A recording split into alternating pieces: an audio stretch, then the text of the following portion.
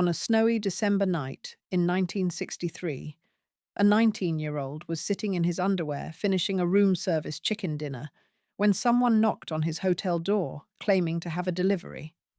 Within seconds, he was blindfolded, bound, and driven away into the darkness, while 300 miles south, his famous father waited by a phone with pockets full of loose change, terrified he might miss the call that decided whether he would ever see his son again.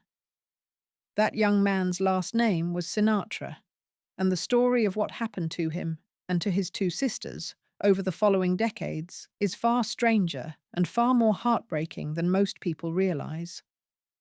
Behind the tuxedos, the Rat Pack, and the songs that defined an entire era of American music, there was a family quietly living through kidnapping, betrayal, and heartbreak of their own. A famous name can open every door in the world, and it can just as easily close the ones that matter most. What happened to these three children long after the spotlights faded says more about the cost of fame than any biography of their father ever could. A family built in a Jersey City walk-up. Long before any of it, before the mansions and the private planes and the Academy Awards, there was a poor young couple living in a small apartment in Jersey City, New Jersey.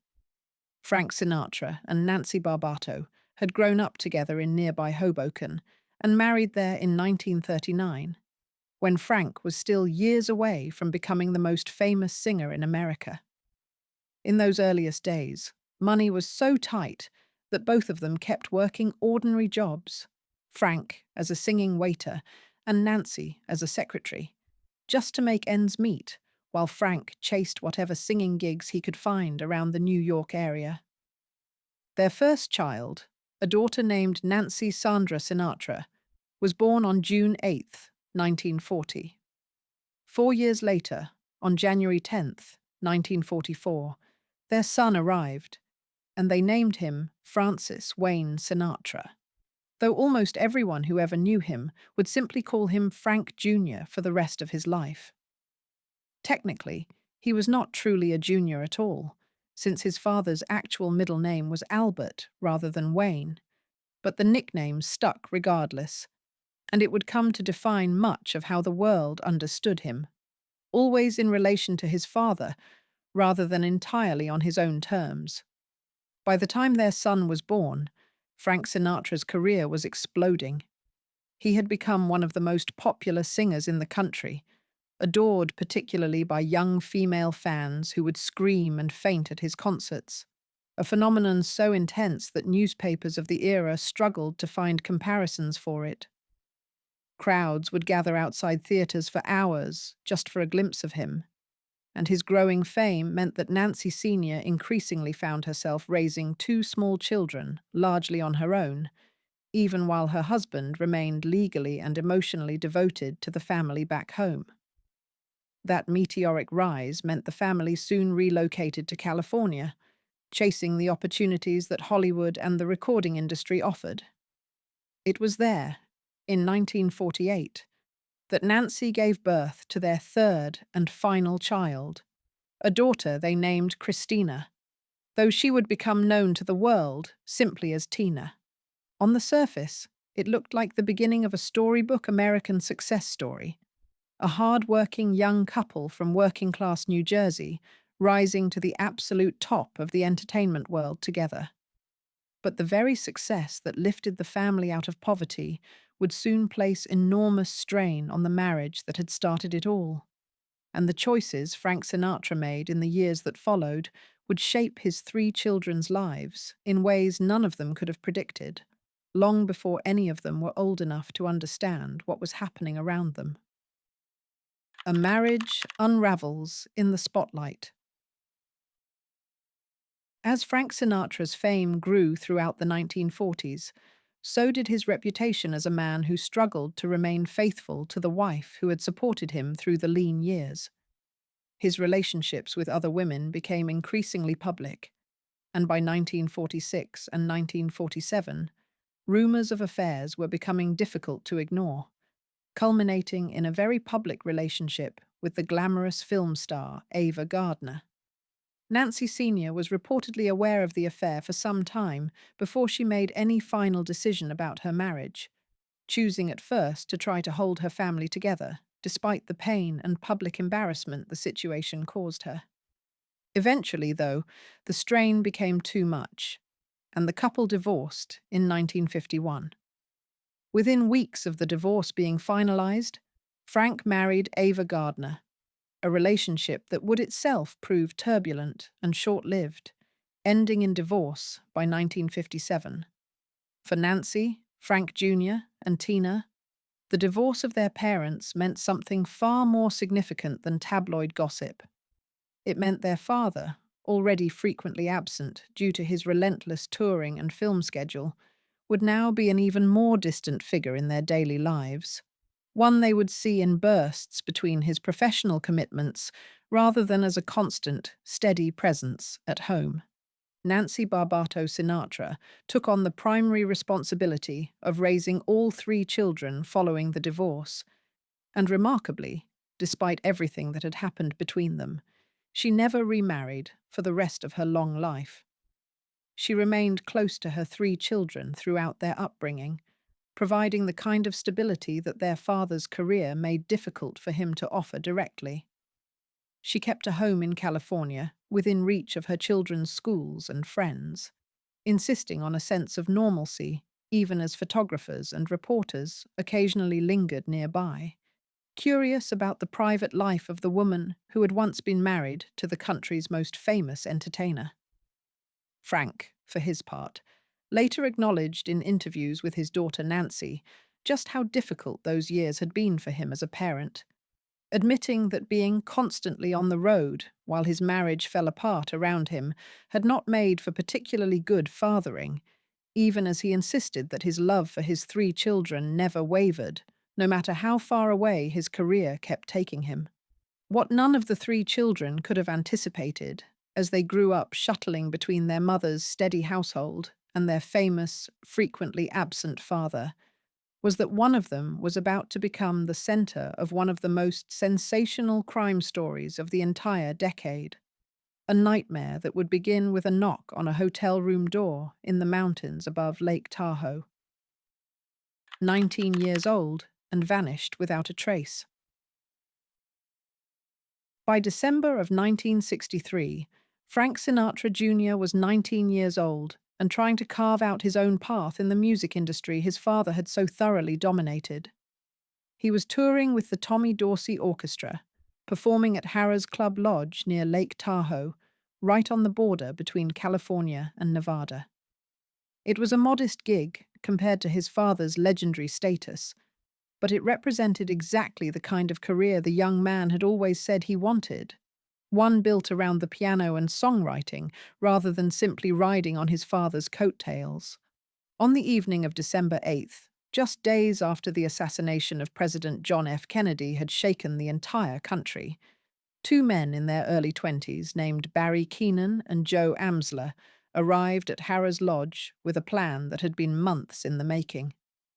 Keenan, who had once attended high school alongside Frank Jr.'s older sister Nancy, had fallen into serious financial trouble after a car accident left him addicted to painkillers, and in his desperation, he convinced himself that kidnapping a celebrity for ransom represented a viable solution to his problems.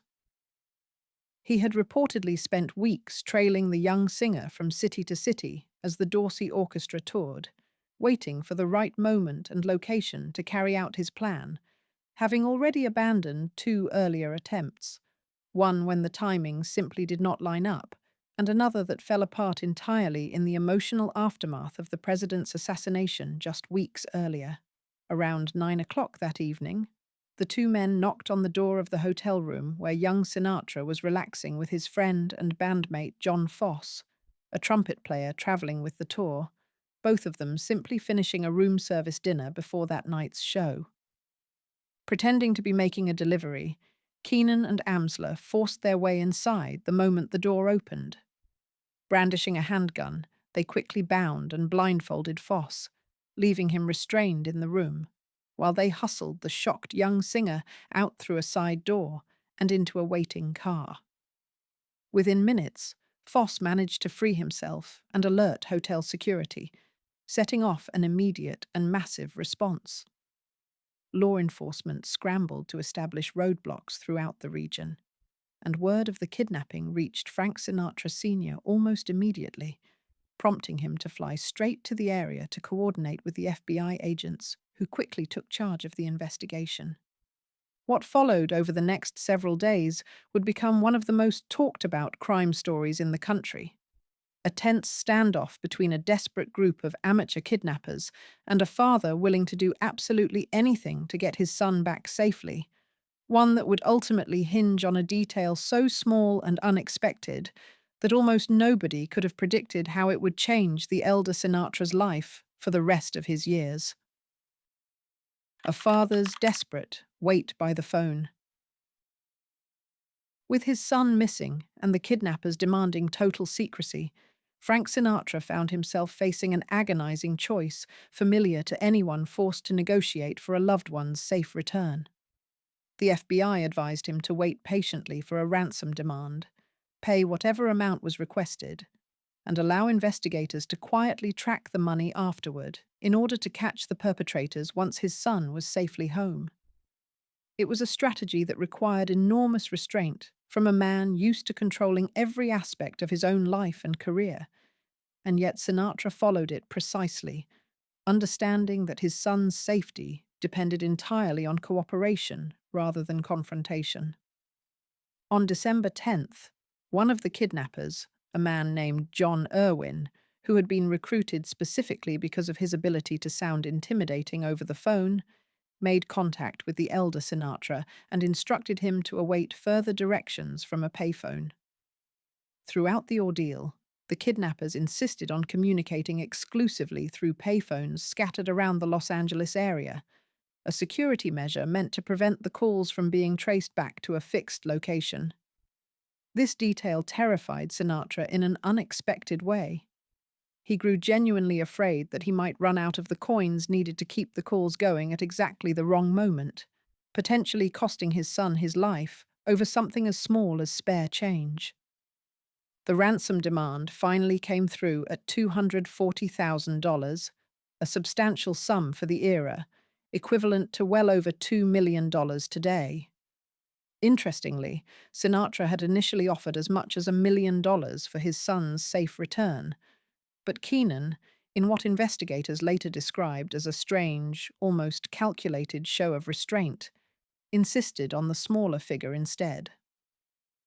Sinatra gathered the cash and handed it over to the FBI, who carefully photographed and recorded the serial numbers on every bill before arranging the drop according to the kidnappers' exact instructions, leaving the money between two parked school buses at a filling station in Sepulveda, California, in the early hours of December 11th. As Keenan and Amsler retrieved the ransom money, Irwin, left alone guarding the frightened young hostage, apparently lost his nerve entirely and released Frank Jr. before the operation was even fully complete.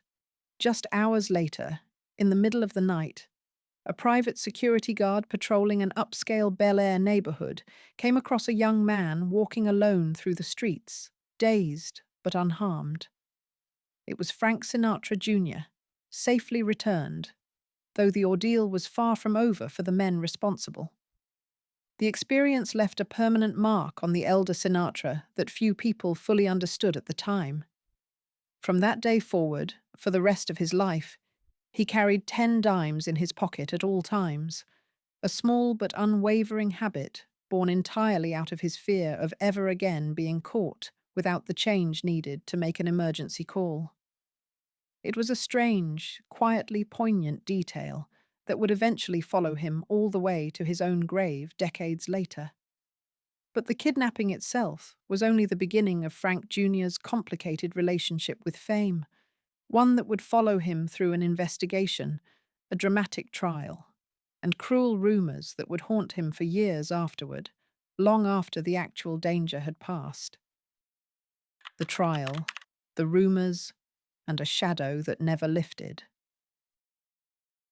Within days of Frank Jr.'s safe return, the FBI's investigation moved with remarkable speed. Agents traced the marked ransom bills, followed a trail of phone records, and interviewed witnesses who had noticed suspicious activity around Harrah's Lodge on the night of the kidnapping. By December 14th, just 3 days after the ransom drop, investigators arrested Barry Keenan at his brother's home in San Diego. Joe Amsler and John Irwin were apprehended shortly afterward, and the vast majority of the ransom money was recovered in the process. The trial that followed in early 1964 captivated the public every bit as much as the kidnapping itself had. All three men were ultimately convicted on charges related to the kidnapping and conspiracy. Keenan and Amsler initially received sentences of life imprisonment plus an additional 75 years, while Irwin received 75 years on his own.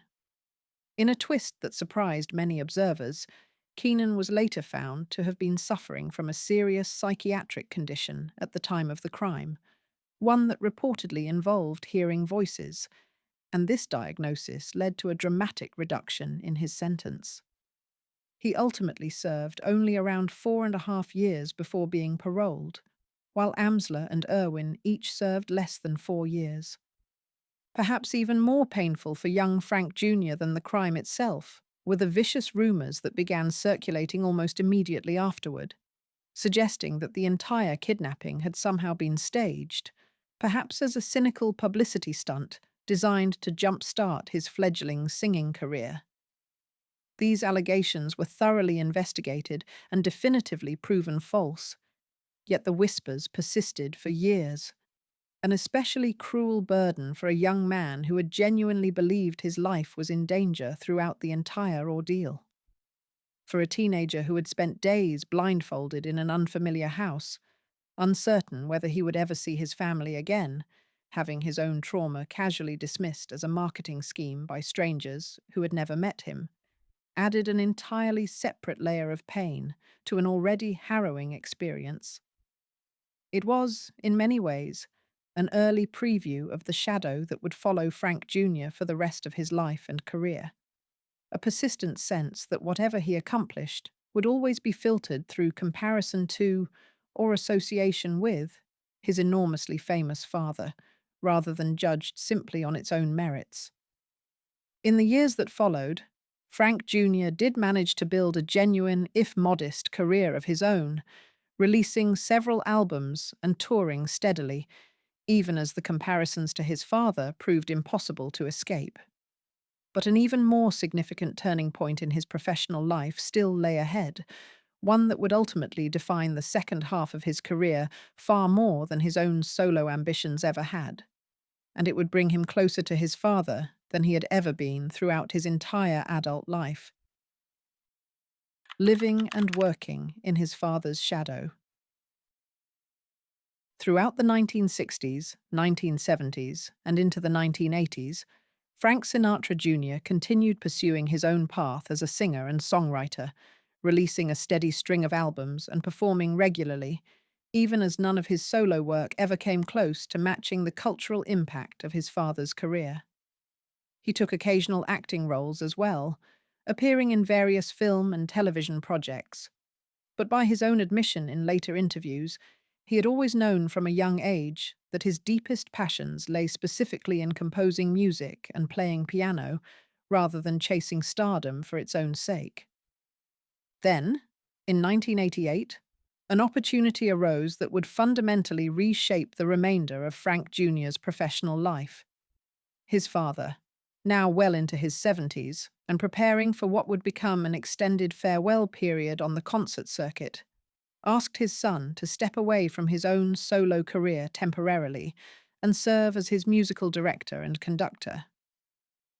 Frank Jr. agreed, and what began as a temporary arrangement ended up defining much of the next decade of his working life as he traveled alongside his father, overseeing the arrangements and orchestration for what became known as the elder Sinatra's farewell tours.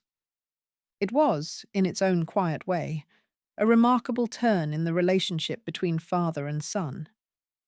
After years of a childhood marked by his father's near constant absence due to touring, followed by a young adulthood overshadowed by kidnapping and persistent unfair comparisons, Frank Jr. found himself standing directly behind his father on stage almost every single night, orchestrating the music that had once made Frank Sinatra Sr. the most famous singer in the world. He oversaw arrangements, cued the orchestra, and made countless small decisions night after night that ensured his father's performances continued to sound exactly as audiences expected and remembered, a role that demanded both technical skill and an intimate understanding of the exact sound his father had spent decades perfecting. Friends and colleagues who observed the arrangement often noted that it seemed to bring the two men closer together than they had been in decades, even if the professional dynamic still inevitably positioned the son in a supporting role to his father's legend. After his father's death in 1998, Frank Jr. continued performing his father's music for the remainder of his own life and career, eventually launching his own touring show built entirely around his father's songbook. He also branched out into pop culture appearances that showed a genuine sense of humor about his own complicated legacy, playing himself in a memorable episode of the acclaimed television series The Sopranos, and making several guest appearances as himself on the animated comedy Family Guy. These appearances suggested a man who had, by his later years, made a kind of peace with living permanently in his father's shadow, choosing to embrace that connection rather than continuing to fight against it. But that peace would prove tragically short-lived, ending suddenly and unexpectedly on a tour stop far from home, in a manner that shocked even those closest to him.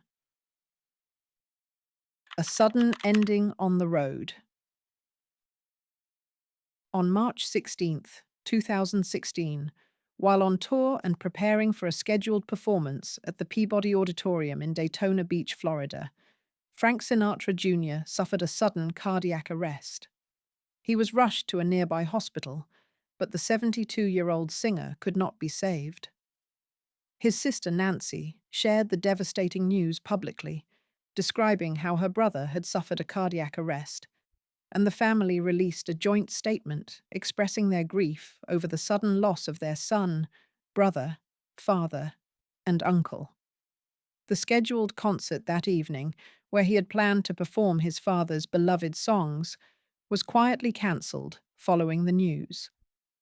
The tributes that followed captured just how complicated and, in the end, how genuinely respected Frank Jr.'s own contributions to music had become, separate from simply being his father's son.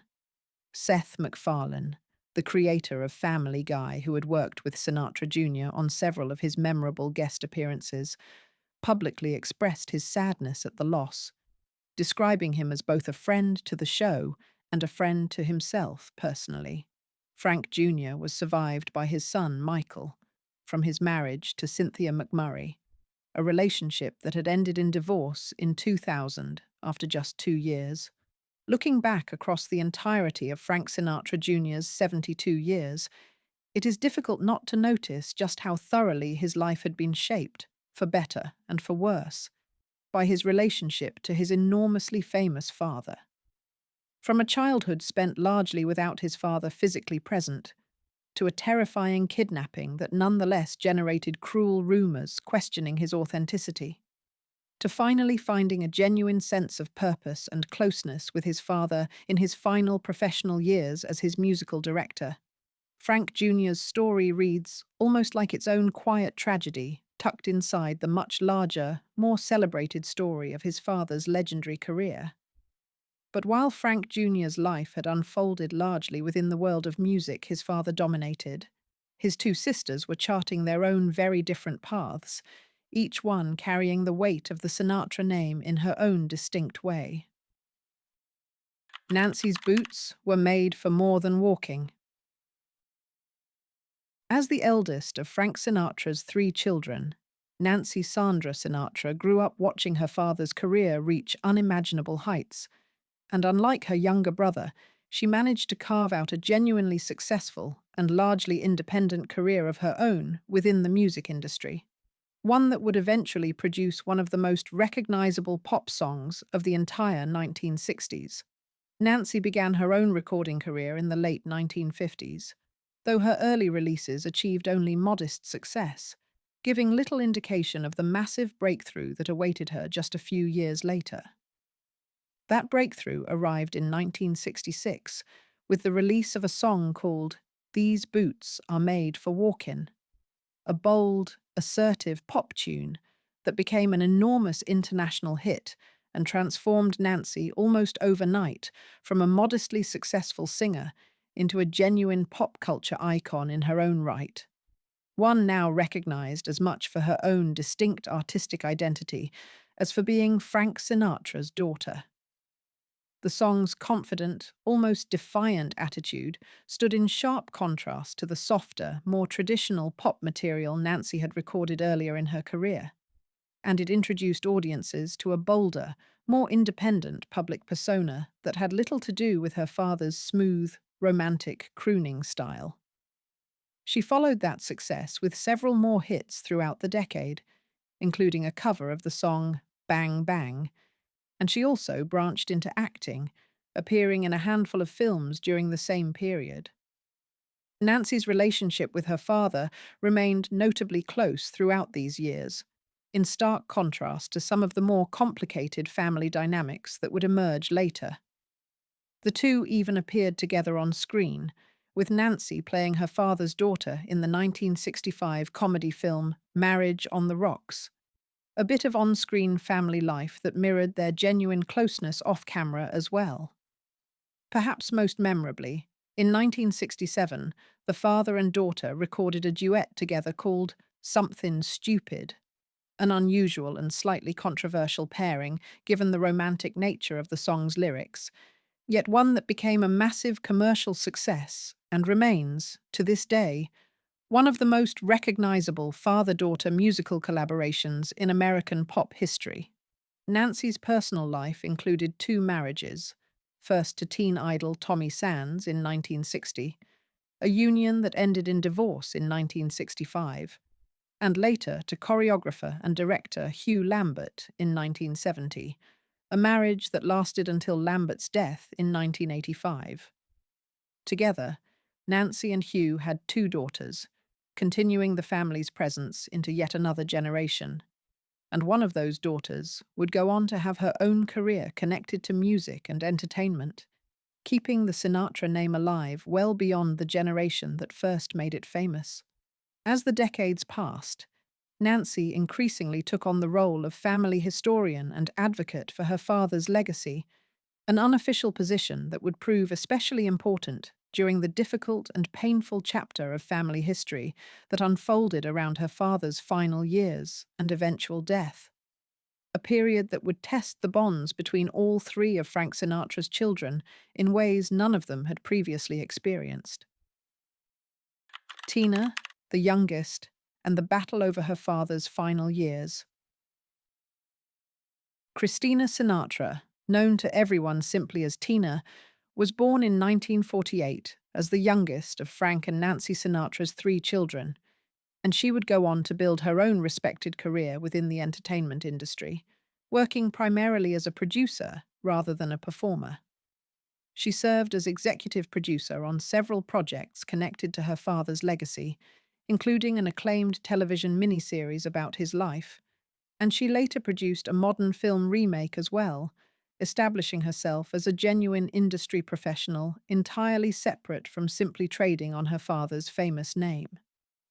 But Tina's most significant and most painful public role emerged not from her professional producing career, but from the deeply personal battle she and her siblings fought during the final years of their father's life.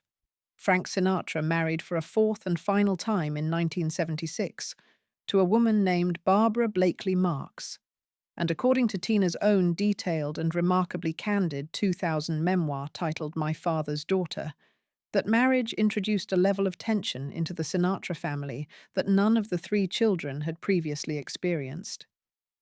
Tina wrote extensively about what she described as a slowly widening wedge that developed between herself, her siblings, and their father throughout his later years, one she attributed directly to the influence of his final wife, describing those years as an especially difficult and painful chapter for the entire family to endure. The memoir, published to coincide with what would have been her father's 100th birthday, spared few details, describing arguments over medical decisions, disputes about access to her father during his declining health, and a growing sense among the children that they were being deliberately kept at arm's length from the man who had raised them.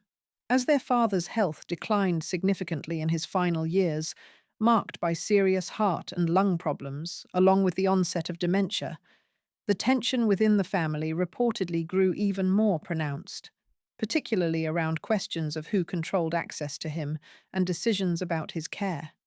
When Frank Sinatra finally suffered his fatal heart attack on the evening of May 14th, 1998, the depth of the family's fractures became painfully public. According to accounts from Tina and Nancy themselves, they were not even informed that their father had been hospitalized until a doctor called to notify them that he had already passed away, a devastating revelation that suggested just how completely they had been shut out during his final hours. That devastating discovery would go on to shape the remainder of the sisters' relationship with their father's widow for years afterward, a rift that reportedly never fully healed. Yet even amid all of that private pain, the family managed to come together to honor Frank Sinatra with a funeral that reflected both the enormous scale of his public legacy and the deeply personal, sometimes quirky details of who he really was as a father, details that only his children could have known to include. A funeral fit for a legend and a father. Frank Sinatra's funeral took place on May 20th, 1998, at the Church of the Good Shepherd in Beverly Hills, drawing hundreds of mourners from the absolute pinnacle of American entertainment, including figures like Gregory Peck, Tony Bennett, Sophia Loren, Kirk Douglas, and Robert Wagner, several of whom delivered eulogies alongside Frank Jr. himself. Steve Lawrence and Don Rickles served as pallbearers, carrying the casket of a man both had known personally for decades through the tight-knit circles of Hollywood and Las Vegas entertainment. Outside the church, hundreds of ordinary fans gathered as well, hoping simply to be near the building where the man whose voice had defined so much of their own lives was being laid to rest. The church overflowed with white roses and cherry blossoms, and Sinatra's casket, according to those present, was covered with roughly 1,000 gardenias, a fittingly grand send-off for a man whose career had spanned more than 6 decades and fundamentally shaped American popular music. But it was the quieter, more private details of that funeral that revealed the most about who Frank Sinatra truly was to the children who loved him.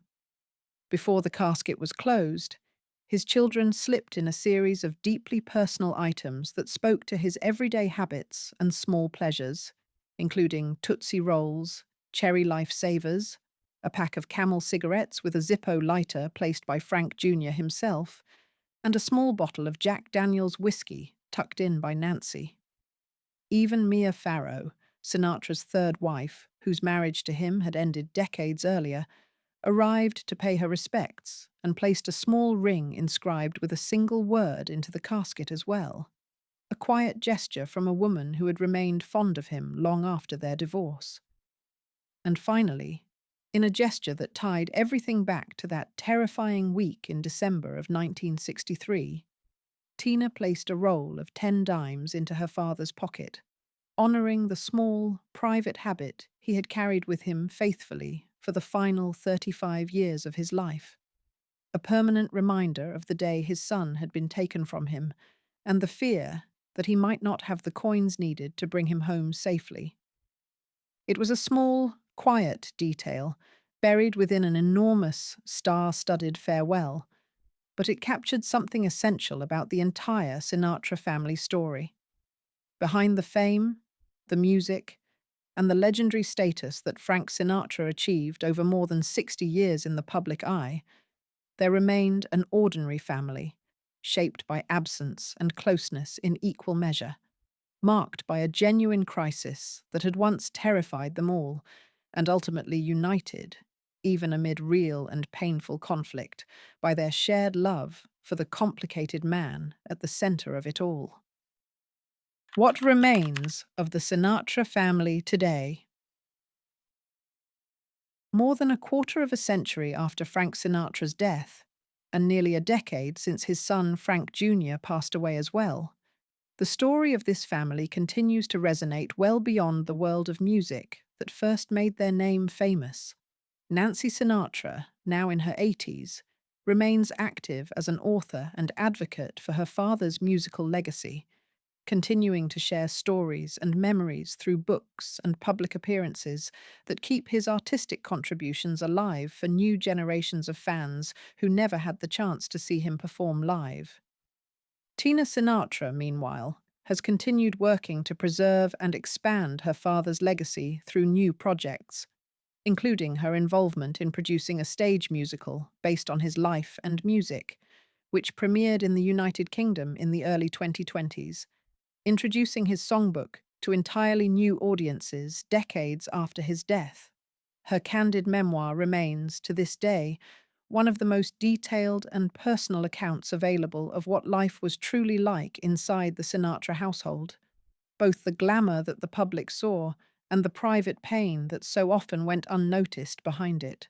Frank Sinatra Jr.'s own musical legacy lives on as well, particularly through the years he spent as his father's musical director, a role that ensured his father's iconic arrangements continued to be performed with genuine authenticity and reverence for years after Frank Sr. himself could no longer take the stage. Recordings and video footage from those farewell tours remain treasured artifacts for longtime fans, offering a rare glimpse of father and son working side by side after decades of distance shaped first by touring schedules and later by tragedy and public scrutiny. Nancy Sinatra Sr., the first wife who raised all three children largely on her own following her divorce, lived to the remarkable age of 101, ultimately outliving both her famous ex-husband and her only son, a testament to a woman whose steady presence had quietly held the family together through decades of fame, heartbreak, and eventual reconciliation.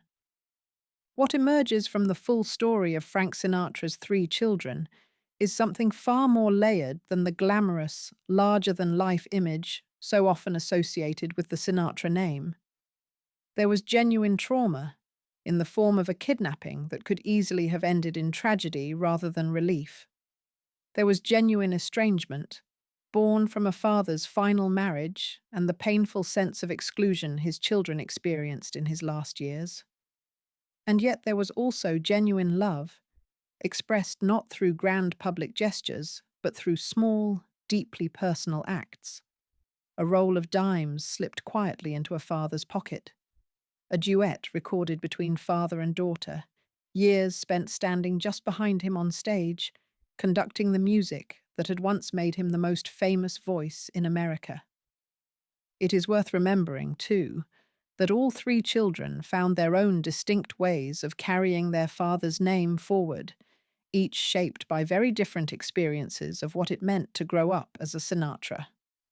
Frank Jr. spent his life chasing, and eventually embracing, a musical identity permanently tied to his father's own. Nancy built something more independent, a career defined by her own hit records, even as she remained one of the most devoted keepers of her father's story. And Tina, perhaps more than either of her siblings, took on the difficult task of documenting the messier, more painful truths behind the glamour, choosing honesty over the simpler, more flattering version of events that might have been easier to tell. Together, their three very different paths tell a fuller story than any single account could manage on its own, one that captures both the extraordinary privilege and the very ordinary heartbreak of growing up inside one of the most famous families in American history.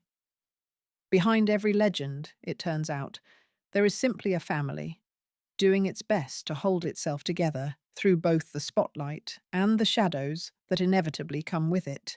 If you enjoyed this video, please like and subscribe to our channel so you never miss out on more fascinating stories.